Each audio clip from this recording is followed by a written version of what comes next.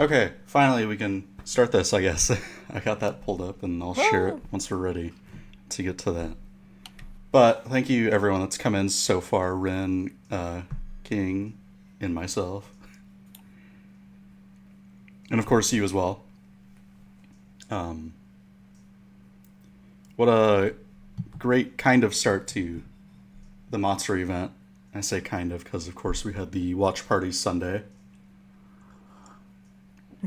But the usual and annual interview activities are going to be great to start with you, of course. Welcome in, Kawhi. Um, so why don't we just kind of introduce yourself first, and then I'll do myself and what the event's about. Yeah. So I'm Locrius or Loki. I voice Rika and I do a bit of editing in Studio Weeb's production of Higurashi Abridged. Um, Offline, I'm not really offline. I'm a software developer and I also coach a high school robotics team. My Twitter is Locrius with an X instead of an O. I don't have a huge social media presence. I just kind of exist. Mm-hmm. It's actually really cool. You didn't mention the robotics team thing. I used to Yeah, do. it's a thing. I used to do like Lego robotics in like Oh yeah? elementary and middle school. So Did you do it with like a particular program? Like uh, first or I don't remember the name. For our school, it was its own separate program called Enhance, which did a bunch of different things for like advanced and like the gifted students. uh-huh, And I then see. I think that we kind of got included in like the Lego and robotics stuff through that, which was like a different program Mm, that I think I was run see. by That's like really one of the cool. colleges. Yeah. Um, so I'm YandereTotodile, or people will just go with Totodile or Yan, whichever server I'm in. It depends. I obviously stream here, mainly cover visual novels and anime, or try to take things and make them connect to those.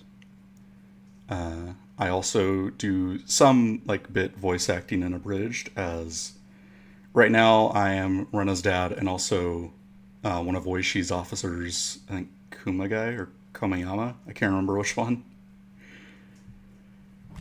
I think Um, Kumagai. I might be wrong. I think it's Kumiyama.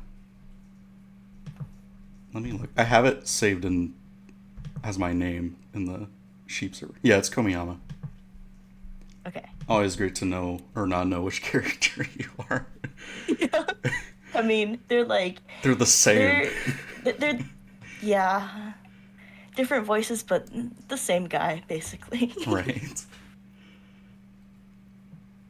Um, as for what the Matsuri event is all about, because some people might not know or might not have been here, or those especially watching the VODs might not have known.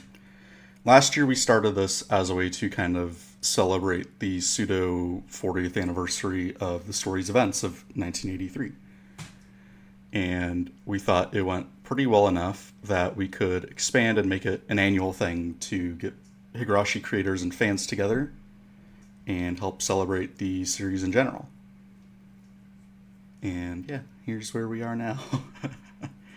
Yeah, uh, I'm super this excited to be part of this. right, as am I. This year we also started an art challenge to kind of branch out to more of the fandom and those creators as well. That's been going pretty well so far. Not a huge turnout, but a lot of like really good art's been coming out from it. Um, and you guys can check that on the Matsuri 2024 tag that is up on the banner above us. Apparently, there's also another group that is using that tag. It's like some Spanish and Japanese collaboration for something. I don't know what. But it's pretty obvious which is ours. Next up. So, what other like franchises and interests do you have outside of course, Higurashi and When They Cry? I mean, so many. I'm generally pretty into anime, video games, movies, and books. I also play tabletop RPGs once in a while. I collect dice. lately there's been a lot of Dungeon Meshi and Star Wars. Uh, but my greatest of all time anime include Full Metal Alchemist, Assassination Classroom, Madoka Magica. Um, and then for games recently, I've been playing a lot of like more chill indie games, like Little Goody Two Shoes, which it's kind of like a chill horror game. But Hmm. although I'm always very into Fire Emblem because anime games, obviously. I'm also into some like Western CRPGs like Wrath of the Righteous and Baldur's Gate 3. So a wide variety of things. Pick your Right. poison. We'll definitely be talking a little bit about Madoka later because that's also one of my big ones. I love like magical girl and Maho Shoujo anime, and Madoka really felt so much different. And it, Yeah, yeah. I definitely grew up on a lot of like Maho Shoujo and Monster of the Week type hmm anime. Um, it's particularly Sailor Moon, of course, and Cardcaptor Sakura were just they were very fundamental in who I was between ages 0 and 6. So, I'm almost finished with Cardcaptor Sakura again. I've got like a few episodes left of Clear Card. mhm, Love Sailor Moon, obviously Madoka. mhm. What else was I gonna say? Oh, one of my like earliest ones was like Tokyo Mew Mew and Mew Mew Power. Oh yeah, yeah. Oh my God. Back in the day, I remember being like 6 years old and getting up at like 6:30 a.m. on Saturdays to watch the Tokyo Mew Mew episode that would air because it was like the only anime that would show on the handful of channels that we would get. Right? Because it was 4 kids that had it here, I think. Yeah. And God. then, I miss 4 kids. right? And by I miss, I mean they're just they were so special. If you like this one thing from Japan, we'll alter it so much that you have to like it here. Yeah. Um, so, how long have you been in the Higurashi fandom for? Ooh. I I meant to go back and like figure out an exact month if I could. But it was probably something like the summer of 2009. My sister and I jailbroke our family iPad, and I was a little weeblet, and I wanted to consume anything that was anime or manga, like even a little bit. And Onikakushu was available, so I read it. I was about 9. I shouldn't have. um, the other visual novels didn't have like an iOS version that I could download for free, so I had to switch over to the manga. I saw there were like a bunch of different arcs, and I was like, this is crazy. And I looked up what the order was, so I never actually ended up with confusion over the arcs, like a lot of people tend to end up with. Hmm. Blasted through Watanagashi, and I was like, I need answers. And then I just read all of it in like 2 weeks because I had nothing better to do. Yeah. That's great. So I guess like if we say it's 2009, then like 15 years. That feels so weird to think about that it So being that long. yeah, 2012 was 12 years ago. That's messed up. I remember that year. Not even 2012, 2014. It's 10 years now. Yeah, 10 years ago. 2014 was when I entered high school. That was 10 years ago. Right?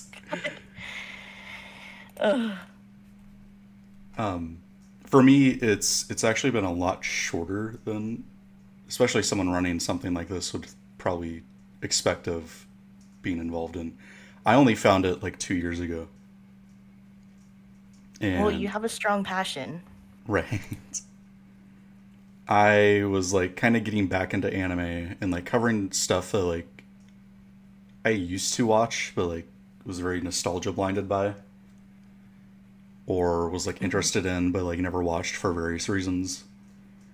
And the way I would go through and select what I wanted to go into next was I'd go to the it'd be like the top like 500, 100 anime openings of all time uh, compilations. And I just like skim Mm-hmm. through and like find stuff that looked or sounded cool. And one of them was the first season of Higurashi was on there. And Mm-hmm. I held off on it for a bit until I started talking about like what counts as like a horror anime when like Death Note was brought up for some reason. And I was talking to my friend and was like, "There's this The weird horrors of anime, society. right?" I was talking to my friend about like what I'd probably watch next as a horror one, and was like, "Oh, there's this weird one that about like these kids in the '80s like kill each other or something." I was like, "Yeah, I'll probably watch that tonight." And that first arc was really fucked up, and Yeah. immediately pulled me in. And I became extremely Yeah. invested enough to change the entirety of what my Twitch channel became and was, because I used to cover like Nintendo and Pokemon. And I really wanted to read the source material on stream, Mm-hmm, mm-hmm. and I That's guess awesome. here we are now. Yeah. Yeah. I mean, Onikakushi is like, it is horrifying. Sorry, am I allowed to swear in this stream also? Yeah, I should mess this, but okay. Yeah, it was fucking horrifying. I was 9. I was like, ah, but I also wanted to keep reading. It was like so Watanagashi also gave me so many more questions. And then I think Tatsuri Higurashi really fucked with my head for a while. mm-hmm. And yeah, I think after finishing that one, I was like, I have to finish this or else I'm just gonna be very scared and not sleep forever. Right. So I think that was part of why I ended up going through it aggressively quickly. Yeah, Onikakushi and like the Ohagi scene kind of like scared me off reading for a Yeah. bit. And then Yeah. I had also seen like recently before or after that, it was like a news article about like needles or like wood splinters and strawberries. So you had to like Oh check your no. strawberries. Oh gosh. Oh no. Oh, that's horrible. It's like the worst timing to Yeah. read that. Um, Funnily enough, I got my partner into Higurashi like a few months before um, we went with his family to Japan, mhm. because he has family there. And I remember we saw Ohagi in the market, and I was like, "We have to get this." And he was like, "You're the worst." And now, so his dad tends to fly back and forth between Japan and here, and he brings back Ohagi every time for me, which is very sweet of him. But also every time Nigel's just like, I swear to God, I'm gonna put hot sauce in there. That's great. Don't try and make it yourself unless you know what you're doing. Yeah. So, who are some of like your favorite characters or moments in the series? Ooh. Okay. Well, I'm always biased towards Rika because she's just like me. Right? I love Hanyu. Just she's just such a creature. I don't know how to describe it with words properly. I want to hold her and cherish her and also observe her under a microscope. She's just so fascinating. And so because I love Hanyu so much, Koto Hogoshi is one of my favorite arcs. It's just the one about her backstory. Shion and Akasaka are also dearly beloveds. They're just based wonderful characters. And Takano, I felt for her very deeply. I was very young when I read Higurashi again, but I mean, I was a very edgy child mainly because of my own life circumstances, but obviously, like pure violence for violence was like boring, and I liked that Higurashi had very deep characters and that spoilers and all, but like the villain Takano is like she has her reasons. She's a very sympathetic character, although obviously she does horrible things. So, um, another arc I really love is Matsuri Bayashi. Obviously, it just how everything comes together. It's really satisfying. Um, and I didn't actually play it, but Matsuri's Miyotsukushi sounds like it would be a lot of fun conceptually, Hmm. and I've heard it is, but yeah, I'll have to play it one day. Yeah, I haven't gotten through all of the extra arcs yet. I think I've covered Mhm. like one or two. I don't remember Mhm. which. Yeah, Miyotsukushi is the one that I think you play as Rika and Hanyu's like not there and you have to like go through the different shards and solve the mystery. It's like a yeah, it's a wacky bonus arc, but it sounds like it's fun. So,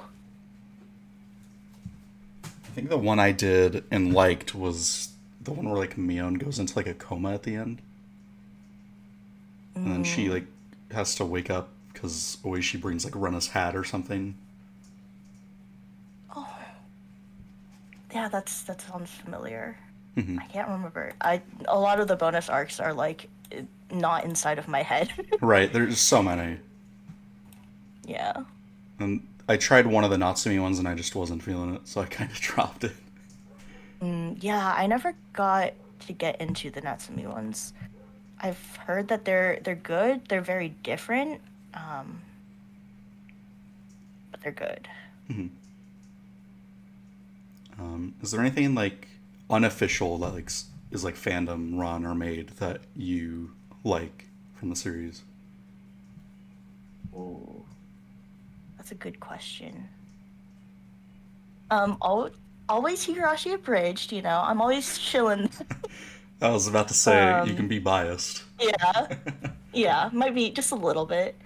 Um, it's a good question. I surprisingly haven't interacted with the fandom a ton. I think I just tend to be pretty quiet when it comes to any fandom, really. Um, yeah. So not off the top of my head. Yeah, I'm pretty much the same way, where I kind of stick to the side of it and would rather look in, but using this as a Hmm. way to like not only get people together but also push myself further into being able to interact with others in these types of fandoms. Hmm. Yeah. Yeah, there are a ton of really awesome artists and like th- sometimes they're like they draw gorgeous things and sometimes they draw the worst memes known to man and I love them so much for it. Right? What's the worst one you've seen? Um, there's one that lives in my head that is like it's Tails gets trolled except it's Keiichi. Let me see if I can find it. No. Um, it's just the Tails gets trolled expression, but Keiichi is making it, and I think about that a lot. I think the worst for me is probably, I think I shared this in the sheep server, but it's the, or just in general these types of ones where they take the original sprites and just use them to recreate stupid shit from like TikTok or YouTube or Vine. Oh yeah, I think yeah, the McDonald's drive-through one with Shion and Mion is up there. yeah. I think one of my favorites was the one with Rena going through Dunkin' Donuts, and she's like, "Can I get a strawberry frosted?" or something. One of my friends actually looked at that and was like, "This is my identity now." Um, it's just he sometimes goes through the Dunk's drive-through and gets a strawberry frosted because he's like, "I'm just like Rena." It's so funny. Hell yeah. I have a friend actually, he got into Higurashi only like 2 or 3 years ago because I think somebody posted, I think it might have been me, like posted a fan art of Rena, and I was like, Jake would love Rena. And he was like, would I? And we were all like, yeah. And he's like, okay, I'm gonna go watch Higurashi now. And then he like watched it all in like a week. And he was like, his biggest takeaway was Rena is my daughter. Right. Has there ever been a time that you felt kind of burnout with Higurashi? Um, I think the main time was like roughly 2016 to 2018 ish, which was like my roughly like junior, senior year of high school. Everyone around me thought anime was cringe, so I kind of put all anime in the back of my head. Um, I did go to a I grew up in a very insular, very white community, Mm-hmm. and I am East Asian. So, like, it was, there was some amount of, like, internalized racism about all of that. Right. But then I went to college, and I think it was like my first semester, one of my classmates looked at me and was like, "You look so anime," and I was like, "Is that a bad thing?" And she's like, "No, it's a good thing. You look really cute." And I was like, "Whoa, people like anime." Yeah, but yeah. So I think that was probably the only time I've been like not thinking about Higurashi in some way. Um, and that was, less of a less fully internal. Mm-hmm. Yeah. I also am from like a very small white community. So Yeah. I kind of did feel that sort of phasing out of anime and those types of interests in favor of like more quote unquote normal things. Hmm, hmm. Um, Yeah. yeah, but being able to like look back on it and kind of re incorporate those aspects of my life back in is really nice. Especially like Yeah, now for when sure. it's a lot more accepted Yeah. and like socially available to people. Yeah, for sure. It's way past the Yeah, I kind think of the cringe times of what anime and the fandoms were. yeah, yeah, for sure. And also just like with time, like more people have just gotten more accepting. And I know for me at least, like I've moved across the country. I live in a very Asian community now. Right. So like it's just a lot more normalized. Um, which is very nice because it feels wrong to totally um, discount an entire medium of entertainment just because it's like quote unquote childish or like because it comes from a different culture. Right. So yeah, it's I love the growth of society. Next, to kind of round out our sort of general introductory questions, will be your thoughts on Go and Sotsu, because that's kind of a hotter topic for the series.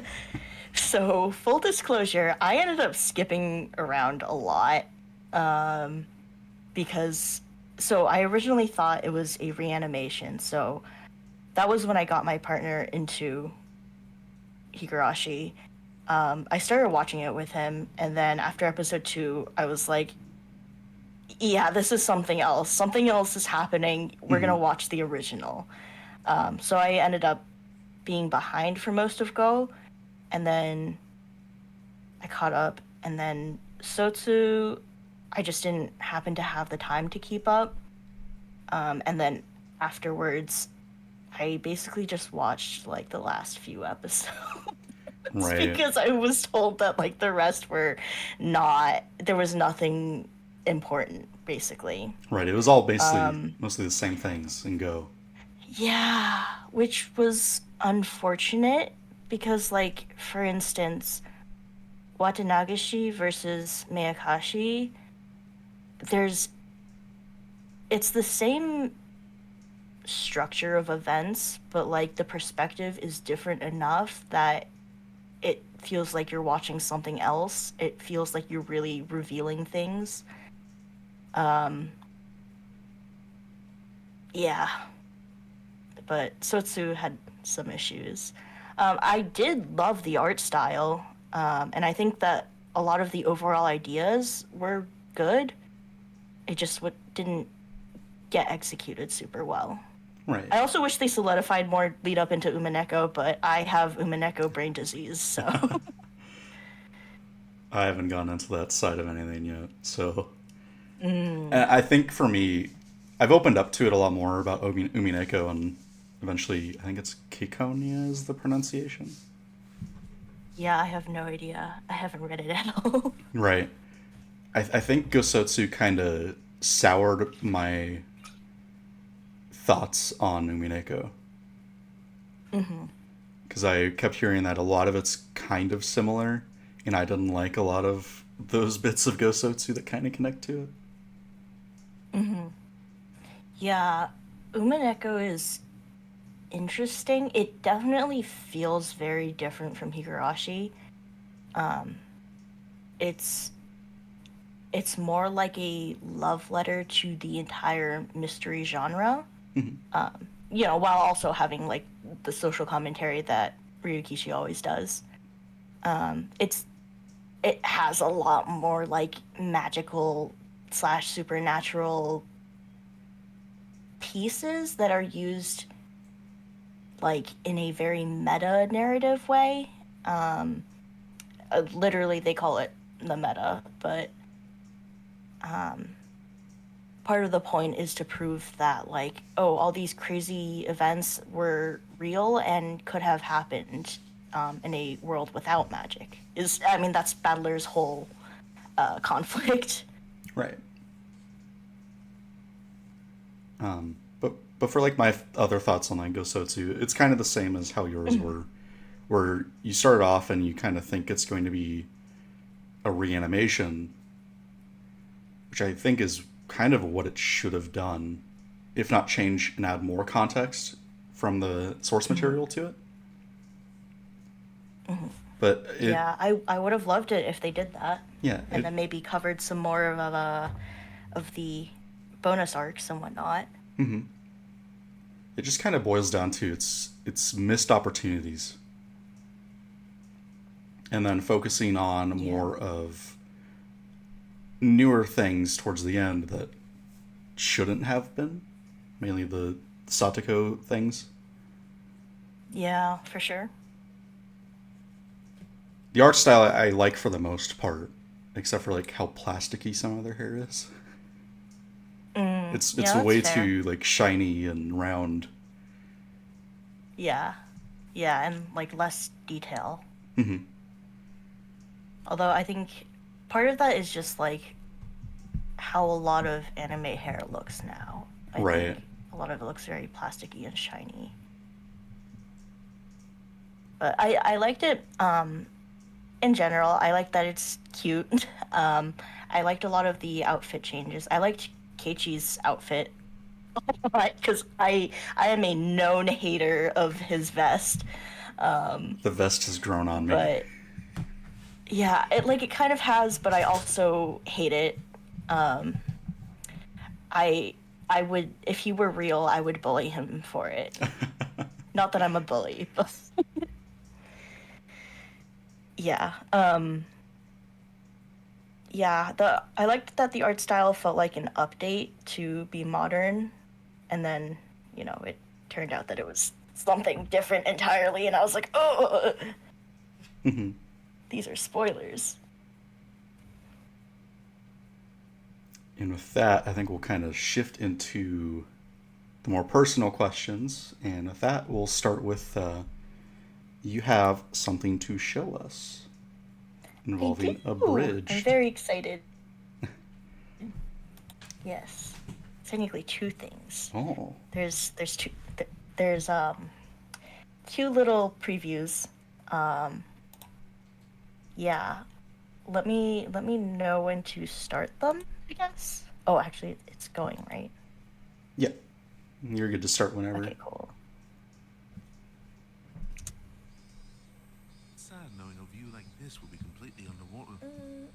gonna happen. It's already been decided. What do you mean? It's been decided. The damn project will be cancelled. How can you know that for sure? Rika, stay away from there. It's dangerous. I said it's already been decided, no thanks to your John Locke bullshit. You want peace? Go back to Oh, shit. Tokyo. You will regret it if you don't. And when that happens, don't say I didn't warn you. You're not Rika. Who the hell are you? Sleepy. Rika. Rika, are you okay? Oh no, it closed. It didn't do what I wanted it to do. Hold on. You're good. Sorry. Me. It was supposed to go directly to the next one, Mm-hmm. but...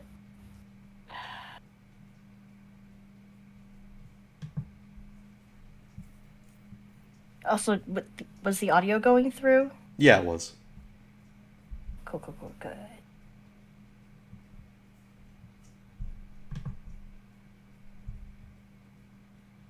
Okay. Wonderful. Ugh, I didn't want it to do that, sorry. All right, I'm here. What did you find? See for yourself. Some guy's wallet? That some guy is Toshiki, a new guy, the kid who went missing. The national police sent you on this mission and you didn't even know his name? The police force is really short-handed. Well, we found it in Yagochi. It's a village that's been uninhabited for a while now. There's a good chance he's being held captive there. Oishi, take me I thought you'd never ask. to the village. What the fuck? Right. Sure, let me just put on this disgusting vest. Hell yeah. Yeah. That was amazing. I love the way you shift into Rika and her more matured personality there. Hell yeah. Yeah. So, how did you end up getting involved in Abridged? I mentioned my interest in voicing Rika for a theoretical Higurashi Abridged in a now fairly inactive Higurashi server. I forget which one, to be honest. But King later joined and then saw that message and reached out to me asking if I was still interested. It was just like totally out of the blue, and I was like, huh? But I was like, yeah, sure, why not? I ended up helping with writing because I just wanted the project to move along. I was very excited to do it. And then I ended up taking on the editor role when the original editor wasn't going to be able to do it, like really, really early on. At the time, I had an Adobe subscription and a vague idea of video editing. I ended up with a lot less time than expected between college and work, so Candace is a lot more like the main editor, and I usually take on like a scene here or there, or just like lip flaps when they don't want to. Hence why in the Sheep server I have the name Sideho Editor. Right.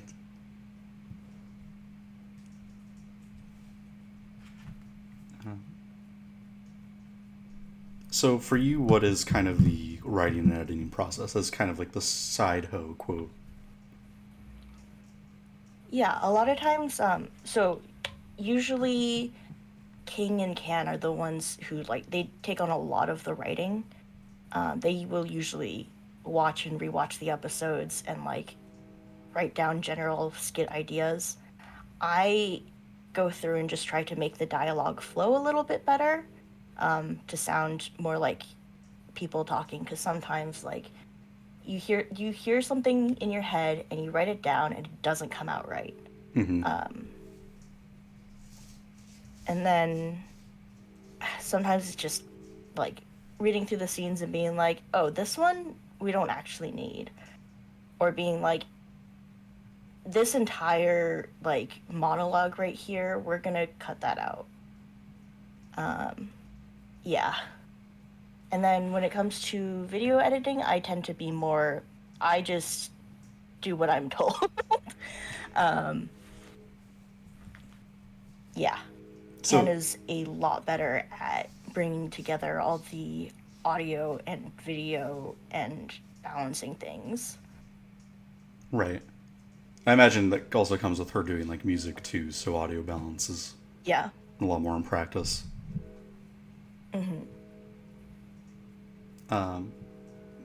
So is there anything like super enjoyable for you in that process of doing all those? I'm going to sound insane, but I actually really love doing lip flaps.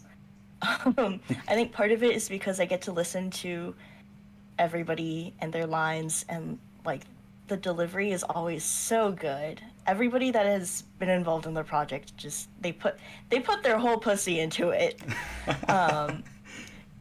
And so I find it fun to do the lip flaps, even though I know a lot of people are like that this is the bane of my existence. Right. And that's something, because Sunday we had mentioned when watching the live actions and how we liked how those went and considered talking about dubbing over them to get an English dub going. It's a lot different of a process doing lip flaps compared to like just straight dubbing the actual scenes. Yeah. Yeah, so I've watched many a poorly dubbed live action film, just because like either it, so either the audio would be Chinese and the subtitle would be English, or the audio would be like there was an English and then the subtitle only had a Chinese, but like just to make it easier for my family to understand. So I've seen a lot of interesting dubs that did not handle things very well. Right. I have no idea how we would start with live action dubbing. Lots of practice, I guess. I don't know. Yeah. Yeah, I grew up on a lot of like the old Godzilla movies through dubs, so I definitely get that with the mismatching or Yeah. any of that issue.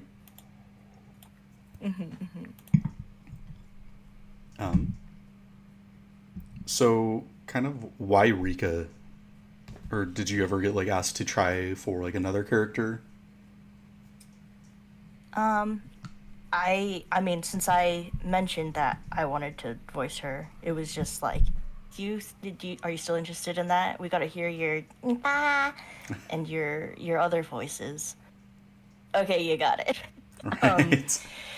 I think it's pretty much always been Rika for me. I mean, since reading Higurashi, I was always just like this. She's just like me. Most of my friends who have read it are also like, yeah, this is just Loki, but as a small 100-year-old, 12-year-old. Right. Yeah, and being a little vulnerable here, I was a very cringy child that would sometimes just go like, "Bah," in the real world, so it's unfortunately a useless skill I have. But it's useful here, Years of practice. unfortunately. It's great though, so it paid off. Yeah.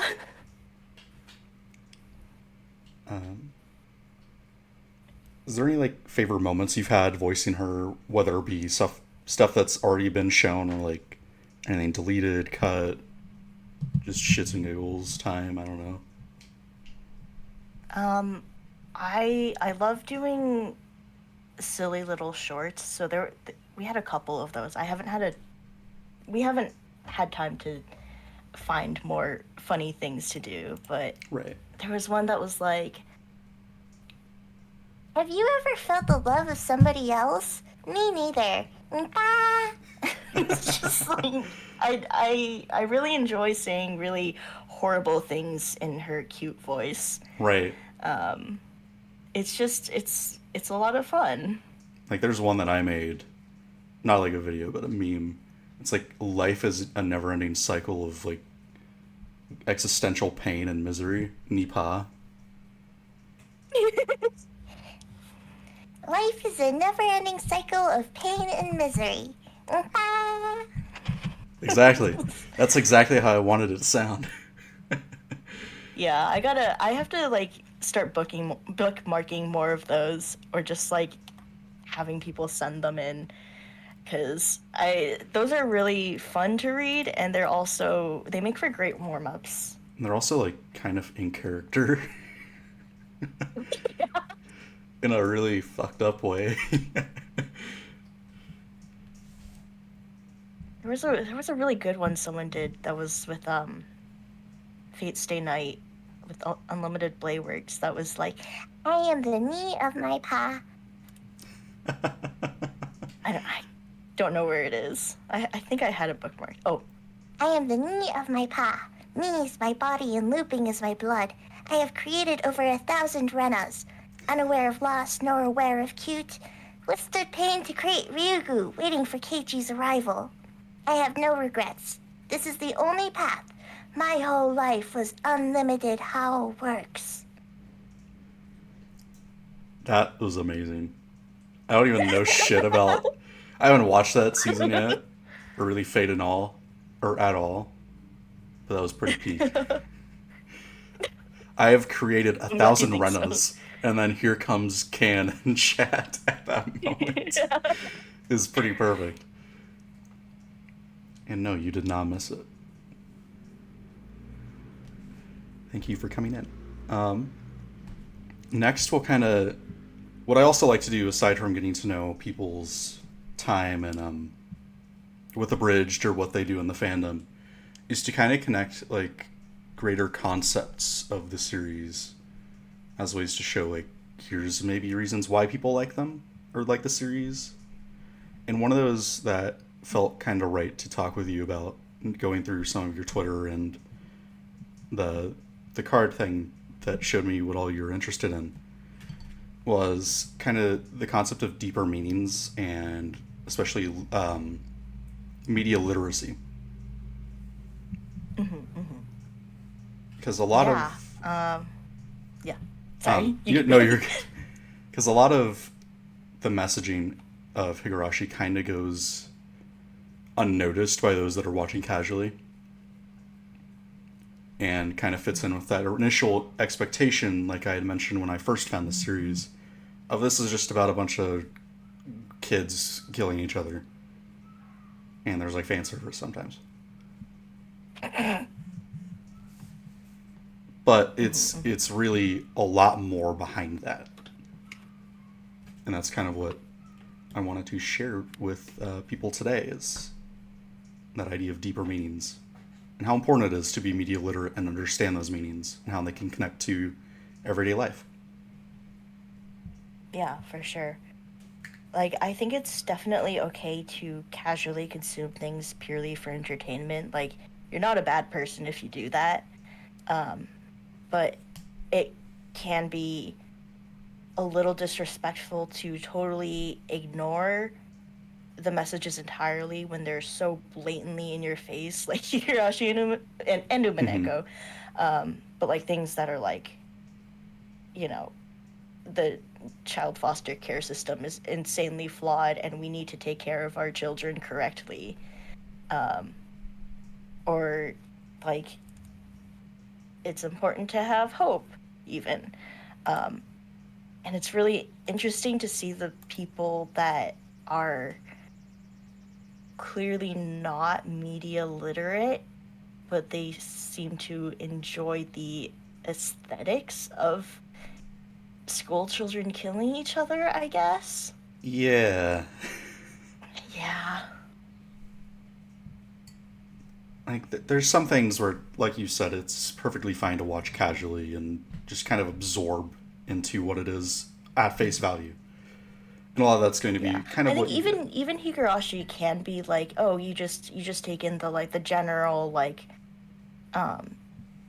they're very good friends and they have bad times sometimes, and it's fun, and but friendship wins. But then like Ryukishi is pretty openly like very left wing and like about love and accepting people, and like it feels very wrong to see people who are like so hateful and then they have like a Rena profile picture, and it's like Rena would not say this. And then there's also that really weird, like super right wing sect on like Twitter and shit that are Yeah. that edit pictures of them with very specific imagery. Yeah. It's like it just feels like a middle finger to Ryukishi and like everything he stands for and everything Higurashi stands for, and it's just like, why are you hateful? Right. Like sometimes it's hard to tell if they're just trolling or if they genuinely think that the series they consumed is like that. Like, did we read the same thing? Right. They completely glossed over the whole Tokyo organization. Yeah.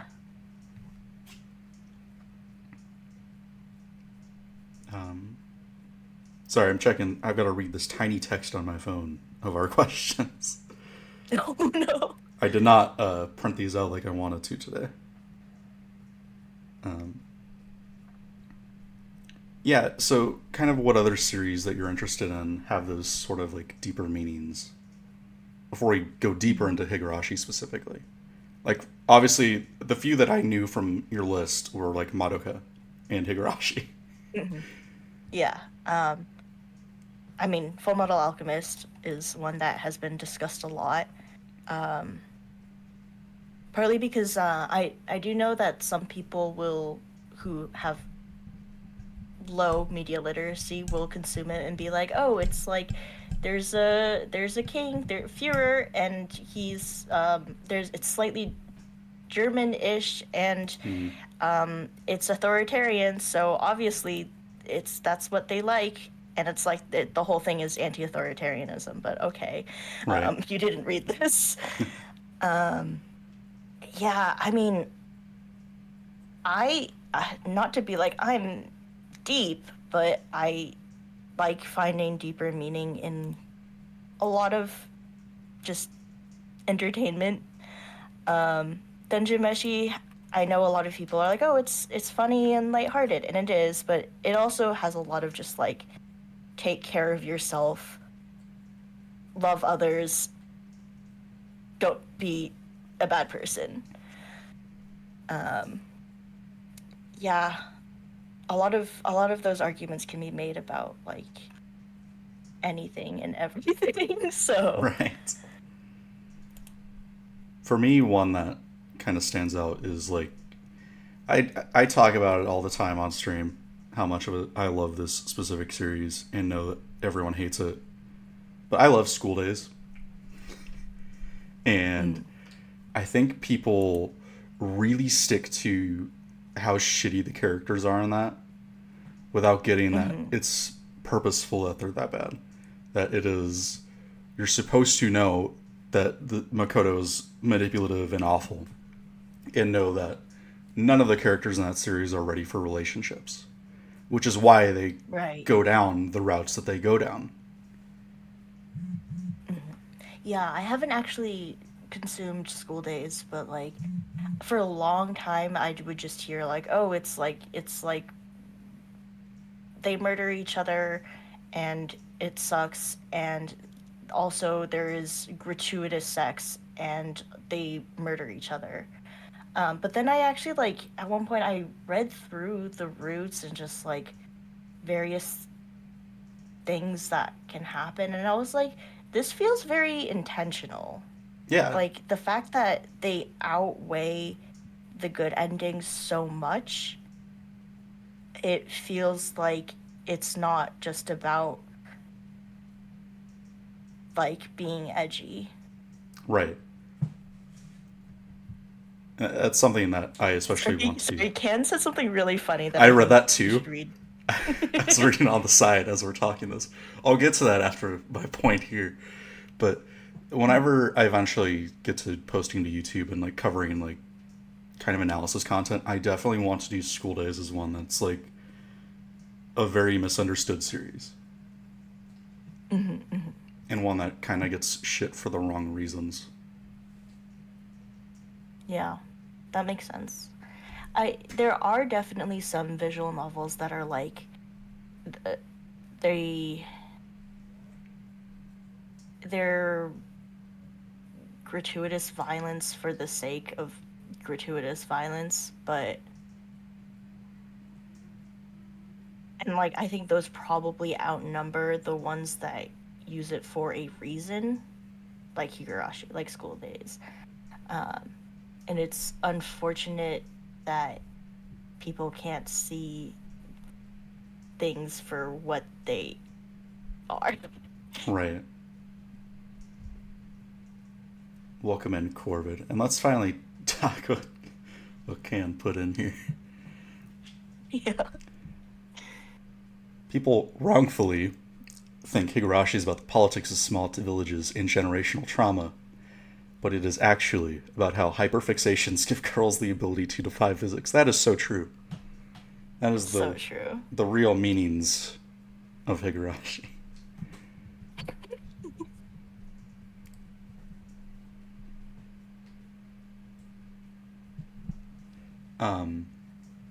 And then we both are into Madoka, and that also I'll talk way more about this with Bess because she has a really good video on Madoka specifically. And rewatching that, I started to pick up on this is very much like a mirror of Higurashi, because a lot of the same messages are actually kind of flipped. Let me pull one up for example because I had it as a question.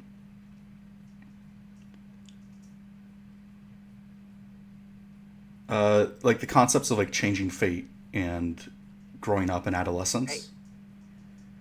Yeah. Madoka is very nihilistic and negative towards those for the most part. While Higurashi is a lot more hopeful, even though it's a lot more horrifying to start. Yeah, Madoka is Higurashi in a different font. Feels exactly how I would describe that in layman's terms. Yeah. They do have a lot in common. I found that a lot of people who enjoy one end up enjoying the other.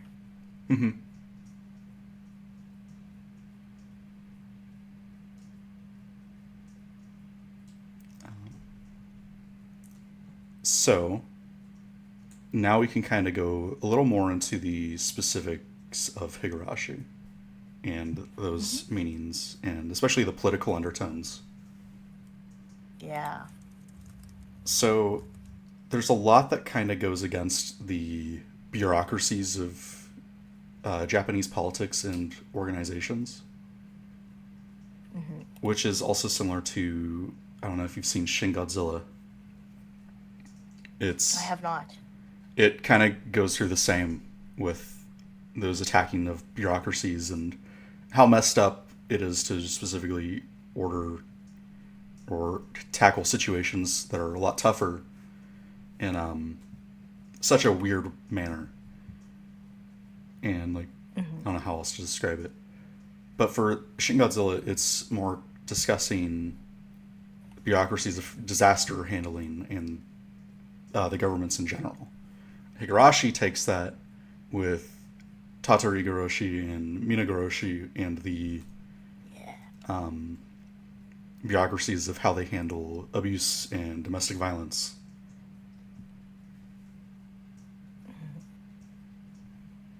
Yeah. Yeah, the scene in Minagoroshi where they've gathered like the entire village outside and are protesting is one that is especially poignant in my mind.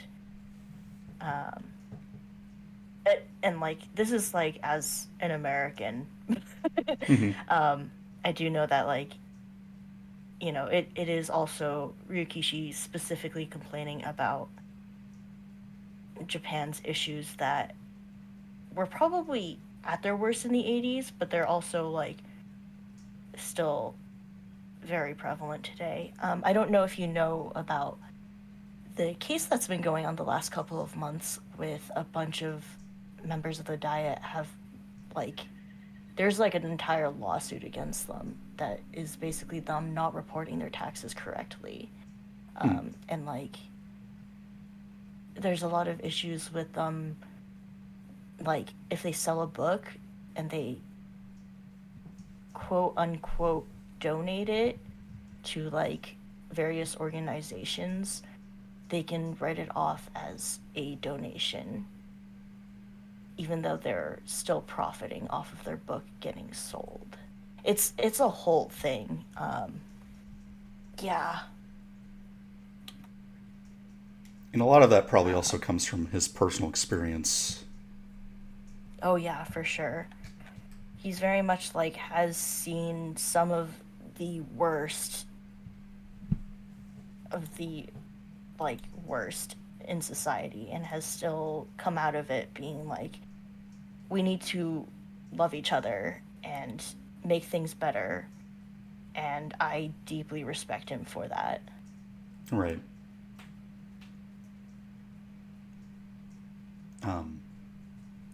Other sorts of like undertones, or not, I guess not even undertones, they're blatantly stated, is sort of the views on like especially anti-nationalism in the series. Yeah. And a lot of that feels very, they use Hinamizawa and its residents to sort of openly represent those ideas of nationalism and keeping to oneself, ignoring outsiders. But then you also have on the other side the underlying nationalism of a country as a whole with the Tokyo organization. Yeah.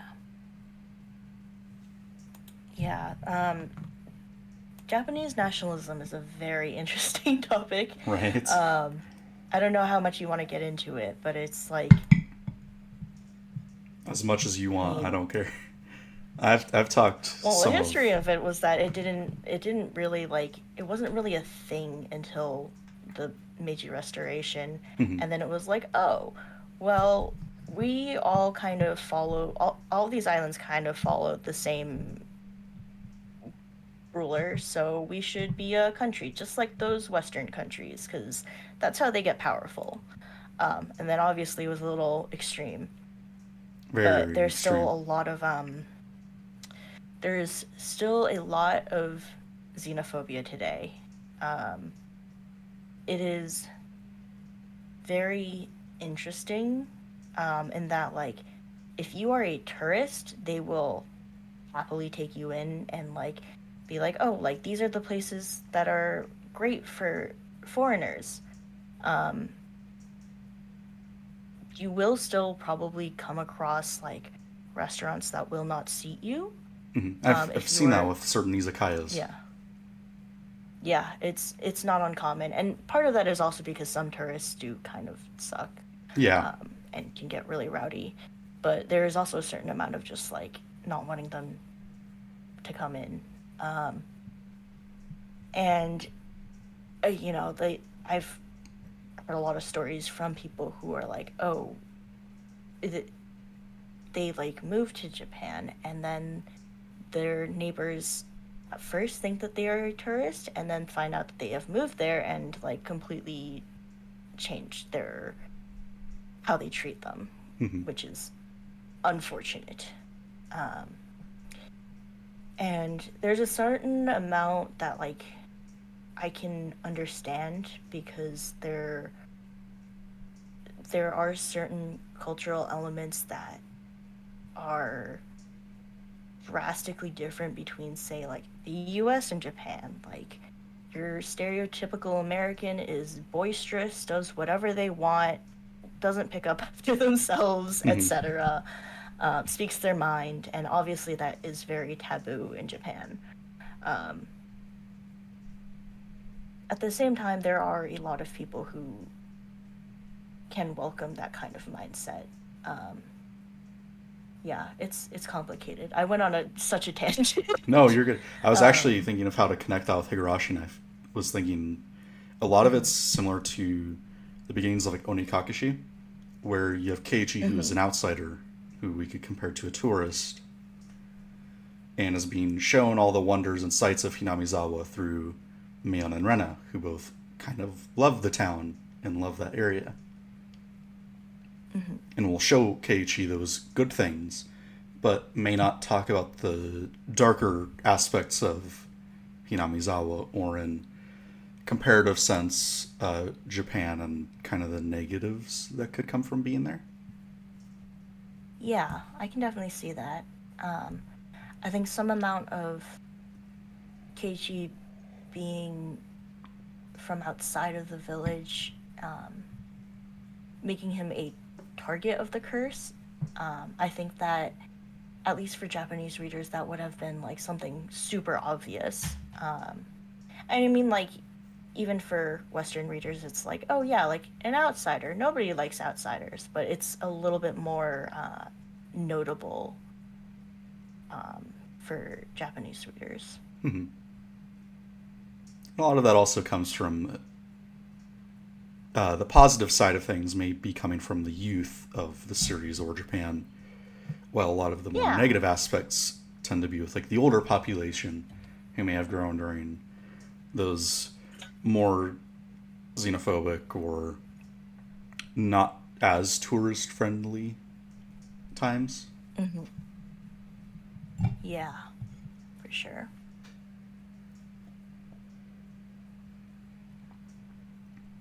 Yeah, there's a lot that can be said about, I mean, Japanese nationalism as a topic, and then also ways it ties into Higurashi. Right.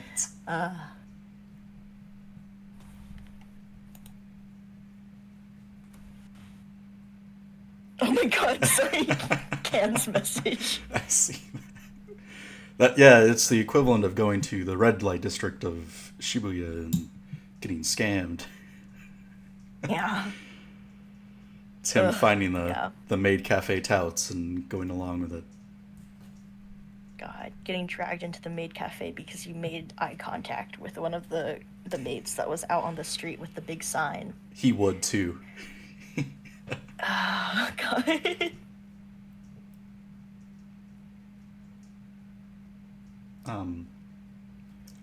So I haven't gone into like Umineko, but I don't know if there's any like messages in there that you'd want to talk about.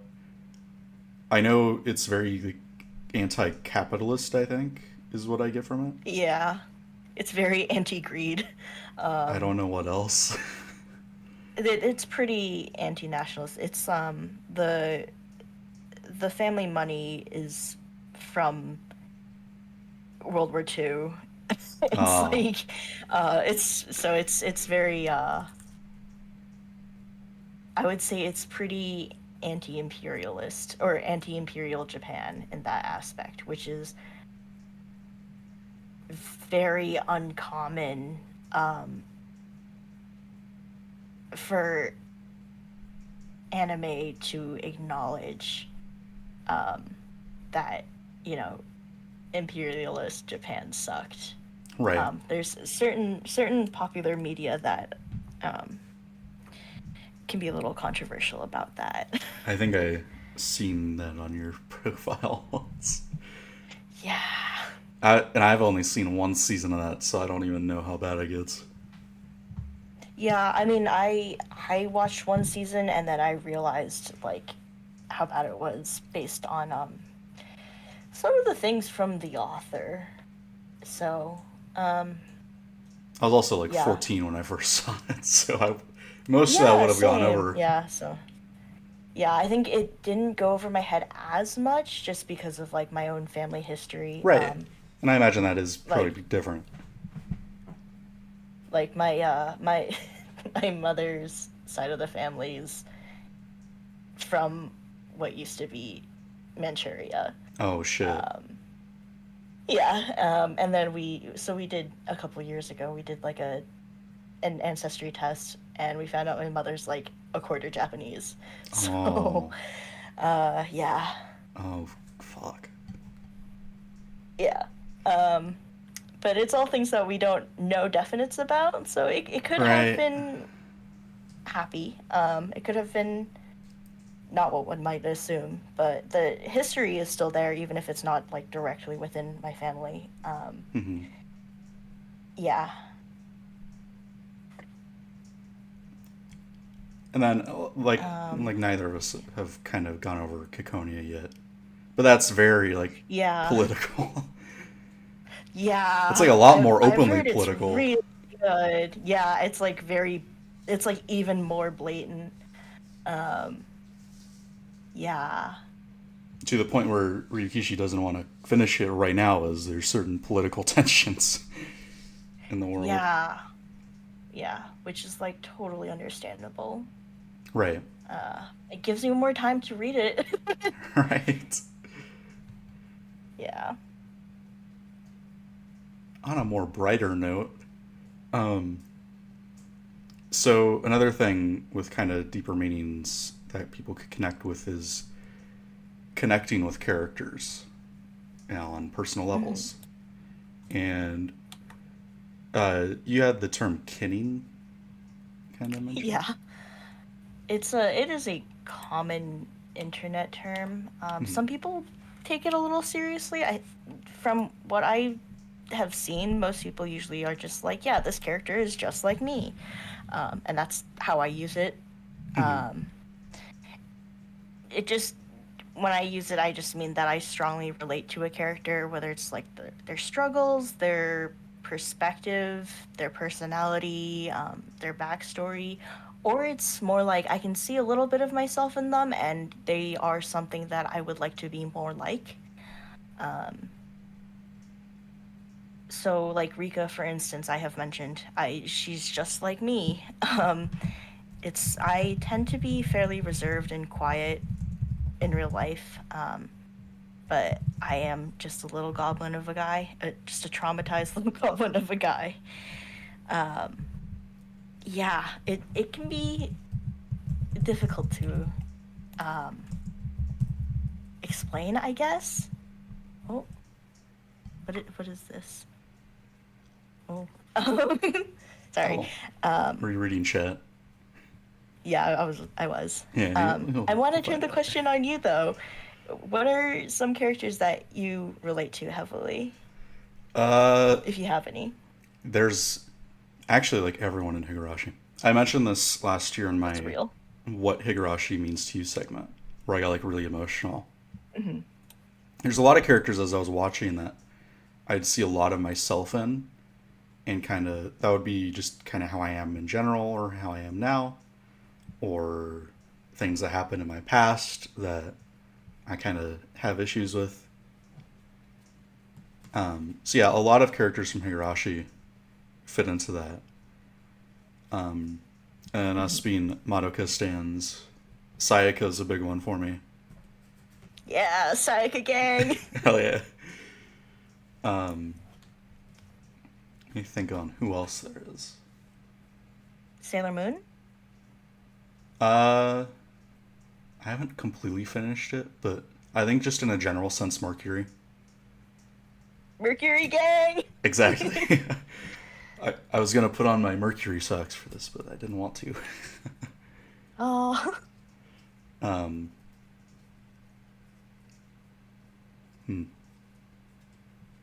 Let me sneak over on another tab to my Mal list and my top characters. Because if they're on my top 10, then I probably have them on there for a reason. Yeah, there's... Oh, have you seen Kanon? I have, yes. Shiori. Oh.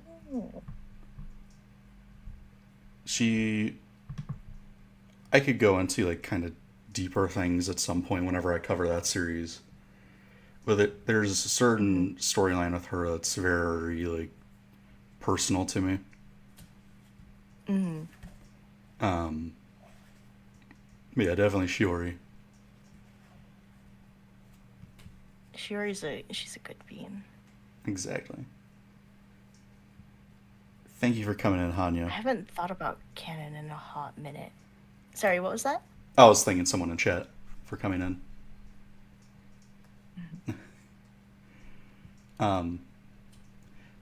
But yeah, you see that they were re-releasing Canon on Steam. Since No, we're I kind did of not shifted see to that. Ugh, Yeah, it got announced like 2 weeks ago, I think. gotta add it to my wish list. Same. I did I think as I soon read as the I saw manga it. a really long time ago. I barely remember it, to be honest. If that's out by winter, I definitely want to stream that. If not, I'll go Yeah. the piracy method if I have to. But I will still buy their official release because I need to. Clan Ad also, Tomoya was someone else Oh yeah, yeah. with other like very deep things with me. But yeah, um, is there anyone else that you kind of relate to in those aspects, or? There's a lot. I have a whole chart. Um, I would have to find it if you give me a minute. Yeah, that is perfectly fine. Um, In that meantime, I will turn on the Sacred Light Redeem for 10 minutes. It is the special come light. Thank you for redeeming that, King.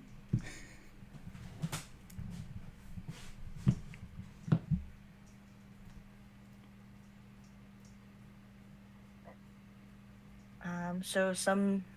Oh wait, actually, I don't know what the the special light. I see now. I see now. Yeah.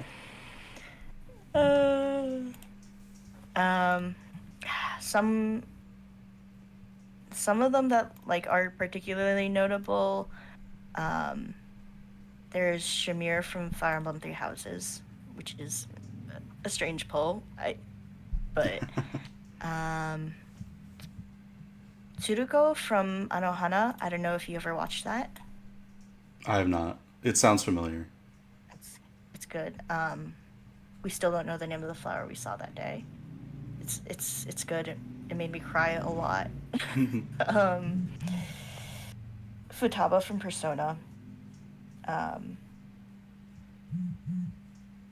Mei from Fullmetal Alchemist.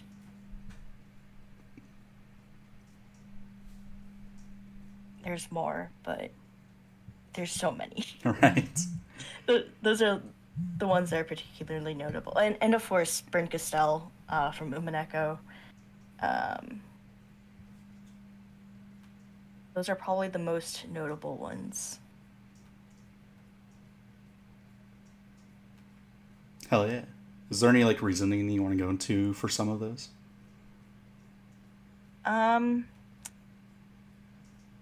Some of them are a little bit like how.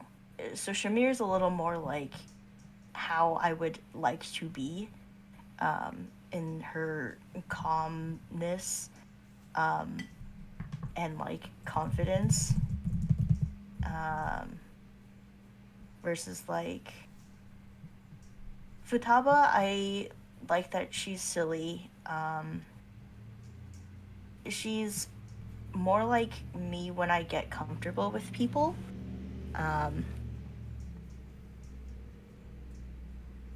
But I do have a habit of being a shut-in. And as a software dev, obviously, I have to relate to her. Let's see. Oh, one I didn't name earlier, but Mafuyu from Project Sekai. She's more like I look at her and I'm like, that's how I used to be. I hate that, and I hope she gets better. Yeah. So, yeah. It's a pretty good list. I don't know any of those characters. Some of them sound familiar, so I'm just kind of going at face value here. I think with Sailor Mercury, it's like very much the academic who's trying to like just be better, and like focus more on being a good person and like being nice to people. Sayaka is I admire her confidence and brashness. Although I like, despite the pain that she goes through, I can relate to it in some ways, not to be edgy. No, you're good. Yeah. I'm sure a lot of these are like, you get it, you get it. Yeah. It's the blue magical girl. They are just like me. They just like me for real. For real.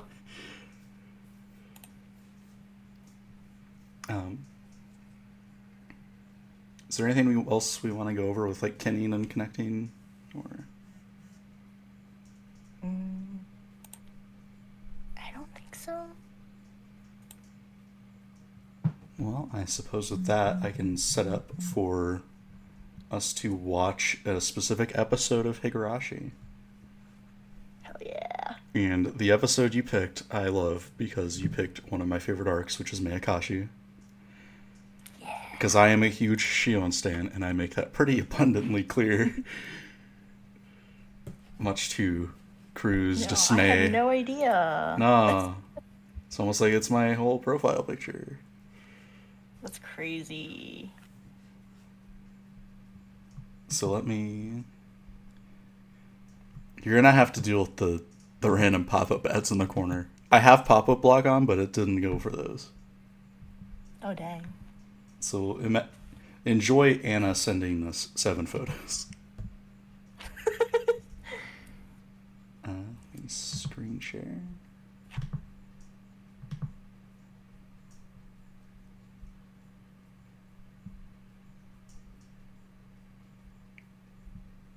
Over. What a great episode that is. And then the next one has been forever tainted for me by Can referring to it as the one where Shion pisses herself. What? Are they wrong, though? I forgot about that until it was mentioned. Yeah.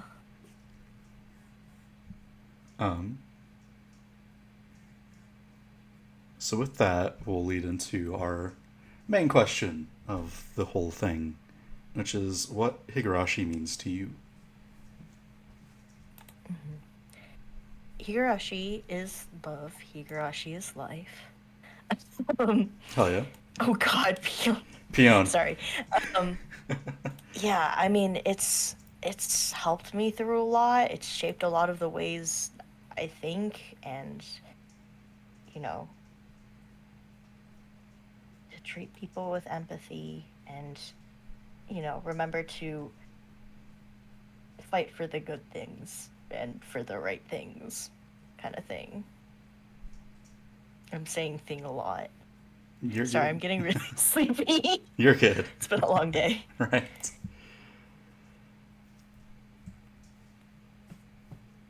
Yeah.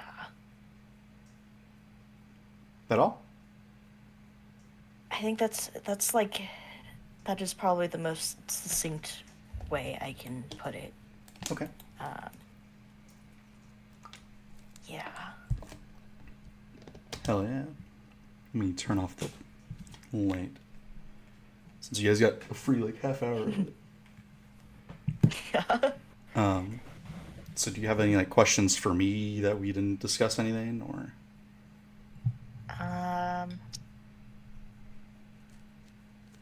Let's see.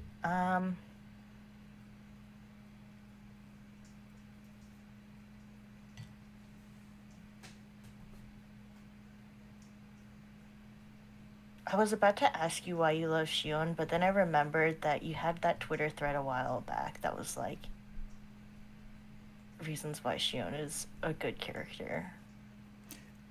Did I have that? I think don't you did. remember that. Hold on. I almost guarantee that I have posted something along that, but Yeah, there was a long one that was like in defense of Shion or something because people were like being weird about her. It was just like it was a very good analysis of her. I'll have to go back and find I it because I think do not people just remember have to it. let her girl boss. I might be going insane also. No, it definitely sounds like something I've said. I feel like I'm pretty sure it was you who posted that. Or I dreamed it, but you know. Or maybe I retweeted it. I don't know. It's possible. Yeah. But yes, yeah. Let me go through. Just just the brains connecting with the love for Shion, Right.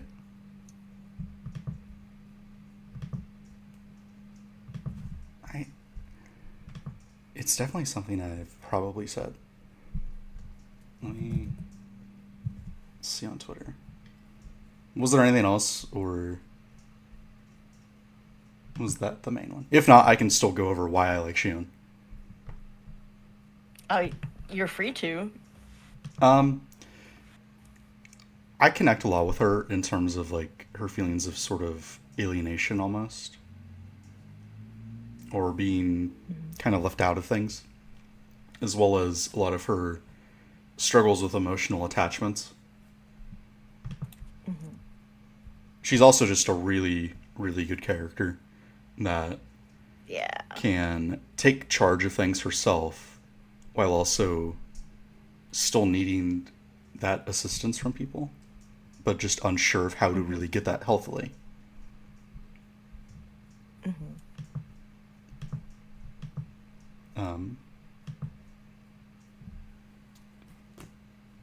I guess that's a really short way to put it until I find whatever Twitter thread there is.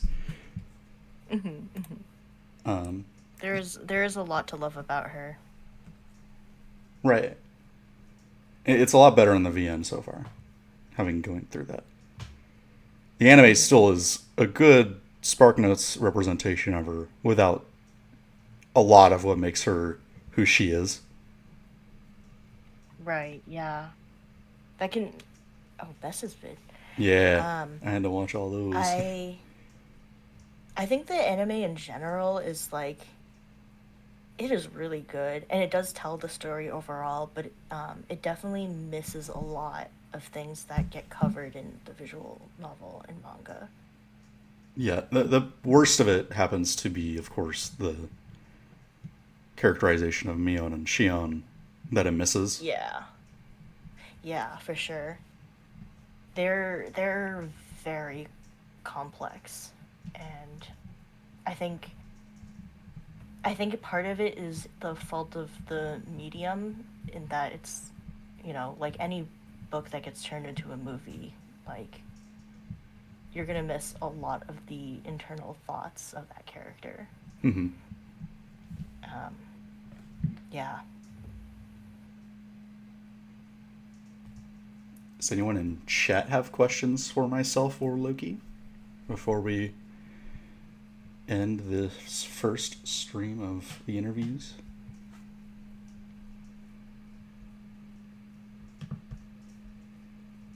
Send us your worst. Yeah. Send us anything. You could ask us something about Peon. I don't care.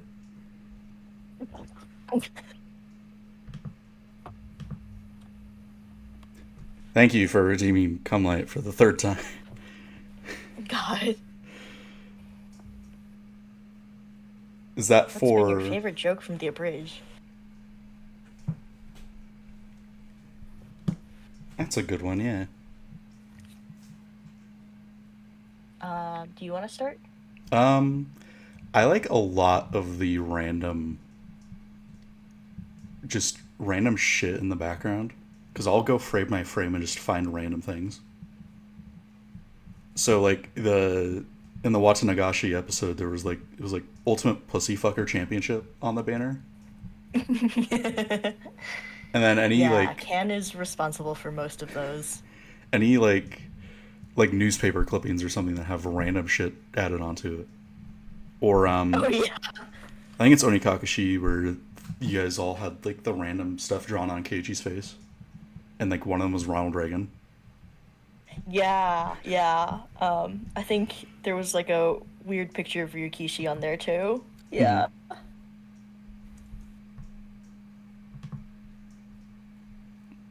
Yeah, the visual gags are really good. Can is responsible for most of those.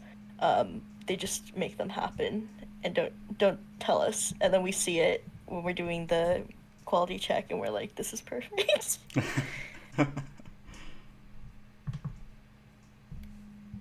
I think my favorite joke from the abridged is Angel Fort. I partly I'm a little bit biased just because I, I was the one who suggested they should all wear full armor. Um, but I'm a fan of it. Um, Part of me now wishes that the there were more Angel Mort scenes just so we could have more Angel Fort. Oh, more Right. questions. There's not a whole lot with Angel Fort in the series. Yeah. Rabbi asked, with all the various adaptations, which medium do you think captures the story the best?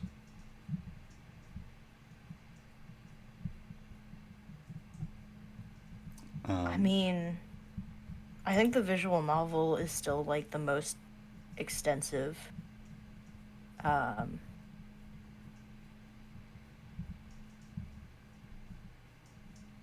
yeah, it is like definitely takes more time to get through, of course. And I've been told that some of the childish humor, I guess, it can be tough to get through if you are an adult reading it because it is like middle schoolers making these jokes. But at the same time, it's like that's how middle schoolers talk. Right.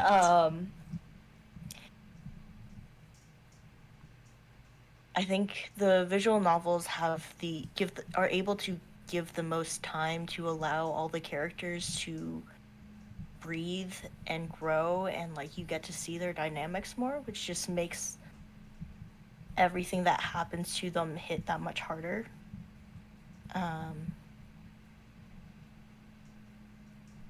Yeah.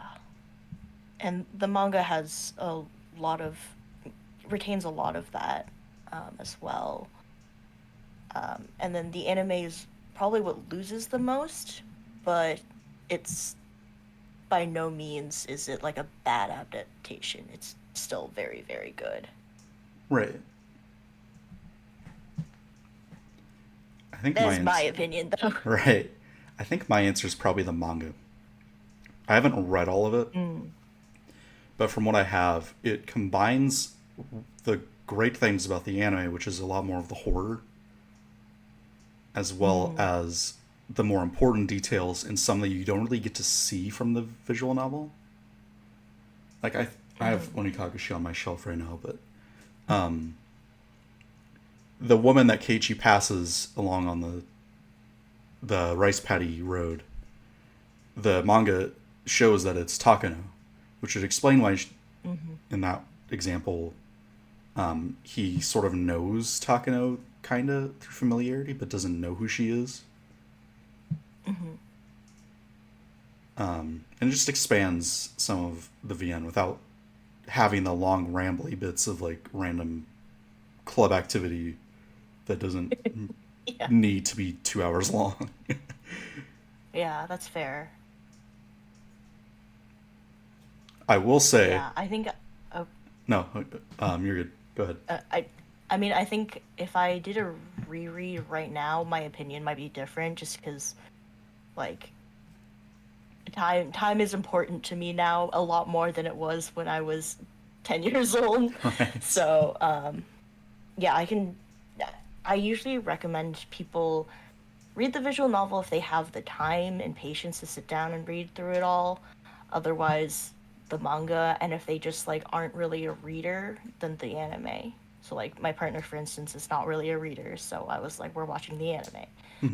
But then one of my friends very recently just finished Mayakashi.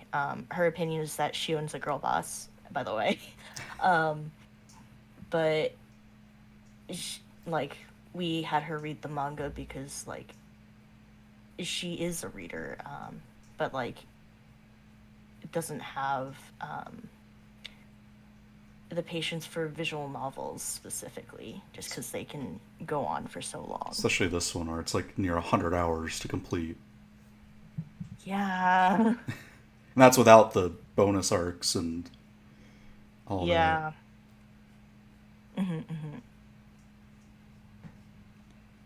I will say also, Sunday has made me think that the live action movies are not that bad. They take very drastic differences at some points and kind of go on their own direction with some things and lose a little bit of the subtlety and questioning of the mystery. But they're still very, very surprisingly good. Yeah, I'm sad I missed that, but unfortunately I got things on Sundays now. But I'll have to watch it sometime else. Yes. So that kind of, I guess, unless there's anyone else that has questions, that will conclude our first interview of the month with Loki. Thank you for coming in and spending time with us. Thanks for having me. Of course. Let me find who we're reading out to, and that will give us kind of time for if anyone has other questions.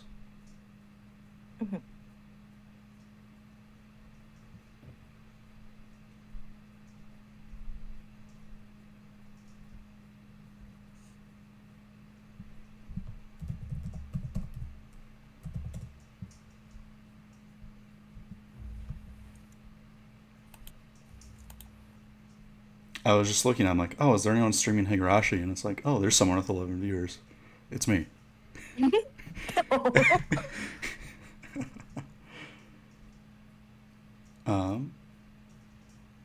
know what? They were just in here. Let's go raid Hanyo. They're a VTuber, and they cover Higurashi a lot.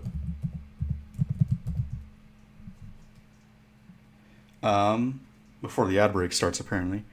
Next stream, I'll probably do another VN reading next week, either Monday or Wednesday. And then the next interview stream will be next Saturday. I'm not sure the time yet, but it'll be with Kitten, who did the art for my profile picture, as well as the Mion and Shion chibis up above. Really great artist and fun person to talk to and know. So yeah, let's go out to this.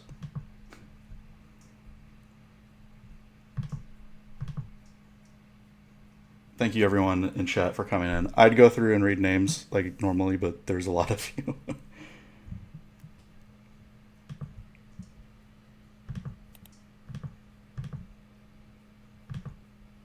Because of the impact it would have on Irie's research. The mountain dogs were one